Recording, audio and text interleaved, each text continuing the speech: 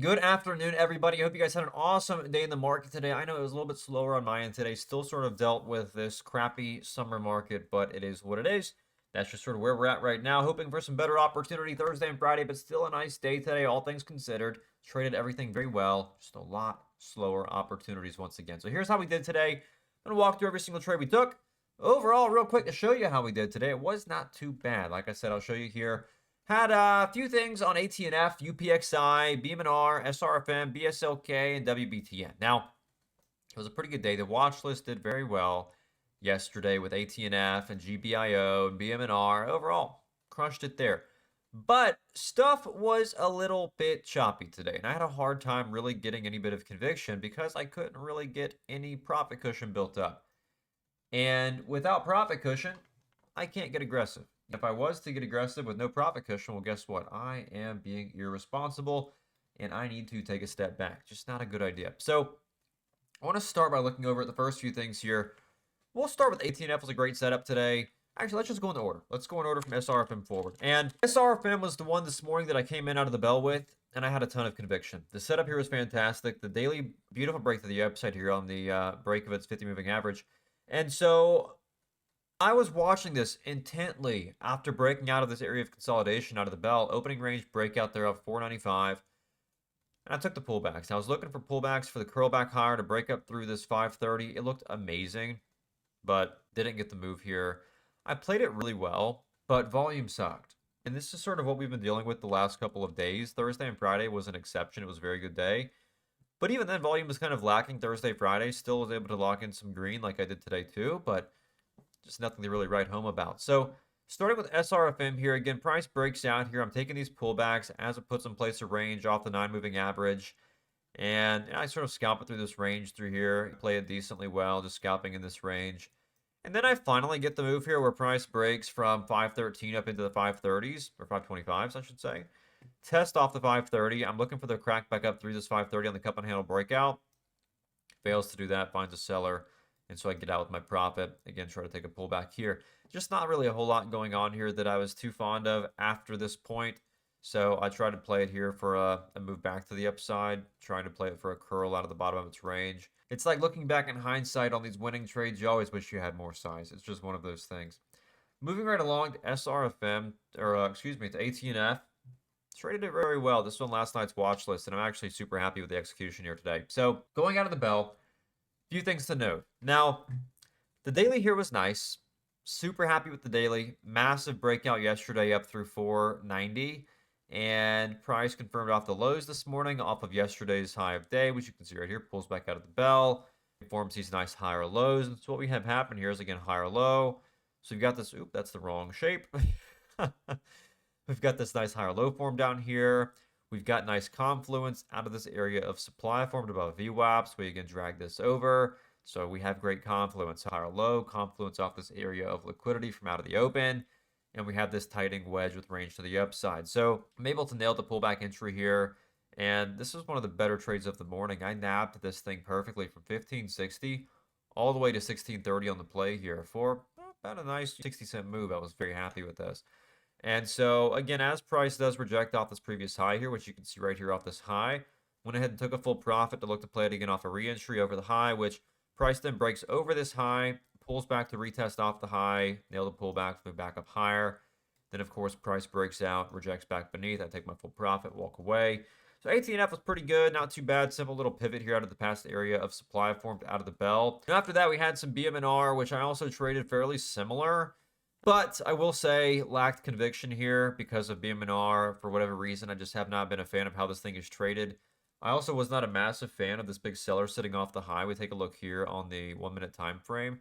It just really doesn't inspire any bit of confidence. So I see price pull back over VWAP, and we have this little pivot here where we have the downtrend break, where we have these lower high, then we have higher low. We're looking for these higher lows to hold here off of VWAP. So we have higher low.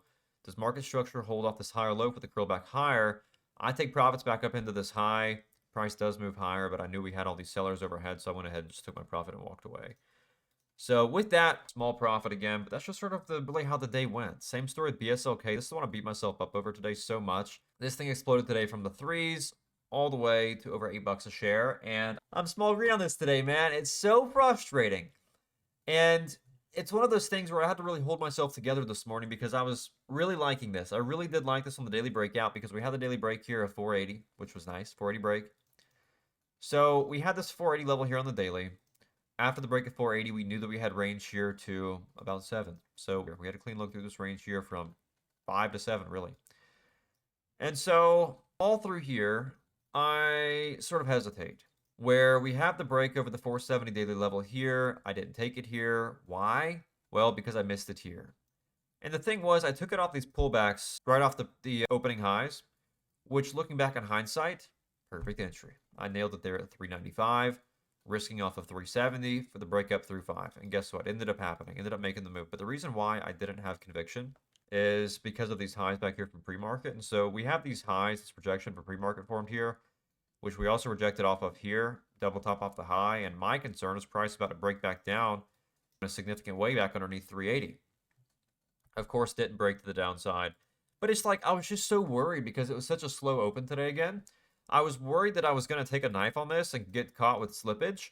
And then I'm going to be red on the day and have a hard time getting back with the lack of opportunity elsewhere. So again, it goes back to the slow market right now. And then again, had some pullbacks through here. I was able to trade off that daily level of 470, played it pretty well. Little base hits through that range. But that was the most frustrating part of the morning there, really. And I also have some small profit on WBTN, where I just really took it out of the open and looked for the continuation higher.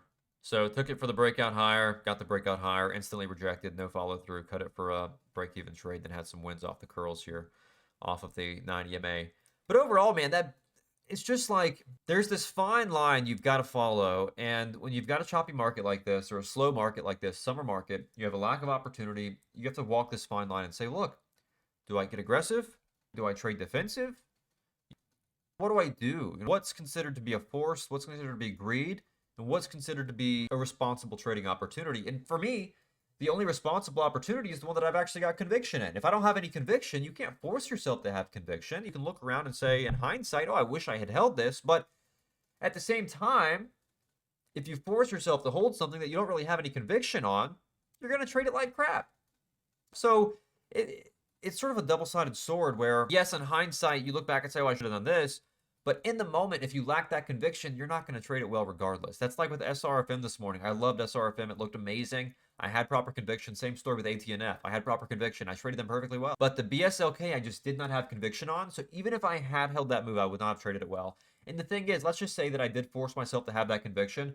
I forced myself to hold that trade and then take a loss on it. Well, now I'm tilted because I know, hey, I just took a loss on something that I shouldn't have taken a loss on because I forced myself to be confident in the setup. I forced myself to hold the setup.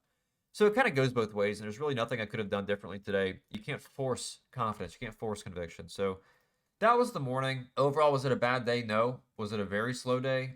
Yes. It definitely was a very slow day. But that's sort of how it's been Monday, Tuesday, and now Wednesday. So that being said, that's the morning recap. I hope you learned something from this. The big thing is just don't look back in hindsight and say I should have done this. It's all based on what happens in the moment. And if you didn't have conviction in the moment, you can't force yourself to have conviction. You either do or you don't. And at the end of the day, you just got to trust yourself. You got to trust your gut, trust your intuition, because you know what works most of the time. You can't just go try and be a part of every opportunity that's out there, because the fact is you're not going to be. And the big thing is, too, don't go comparing yourself to people online saying, oh, I caught this, because you only see part of the story. You only see half of what's actually going on. You see the big wins. You don't see the big losses. So stay on your path. Stay on your journey. And just understand, if the market's slow, you should also be slow. Do not step on the market's toes and try to fight the tempo of the market. That being said, make sure to claim your 7-day free trial to watch me trade stocks just like this in real time every single day as we fight through the summer market back up into the hot fall, winter, and spring season. It's a great time to learn now so you can take full advantage of that hot market when it does get here. And that being said, grab that trial down in the description below. Get access to the live streams, the watch list, the alerts, the education, the chat room access, and so much more. And I'll catch you guys there.